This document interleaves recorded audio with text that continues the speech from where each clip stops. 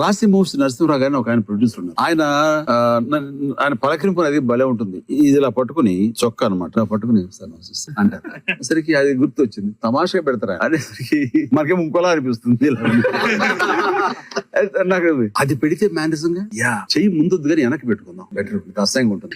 నేను ఇలా పెట్టి సార్ నమస్తే సార్ అంటే నేను ఎంట్రీ రియాక్షన్ వచ్చి బాబుగోపాలరావు గారు నమస్తే సార్, నమస్తే పని అయిందా, గుడ్ అయింది పని అని ఆ డైలాగ్. అది ఆ తర్వాత ఏదో ఒకసారి ఫేస్ లెఫ్ట్ హ్యాండ్ ఇచ్చుకోండి అని, ఇది కూడా అప్పుడే క్రియేట్ అయింది. ఇది ఎట్లాగంటే నేను బుర్రా కేవ్స్ కి వేరే సినిమాకి వెళ్ళినప్పుడు బుర్రా కేవ్స్ లోపలికి జనాలు రానివ్వలేదు, వాళ్ళందరూ బయట ఉండిపోయారు.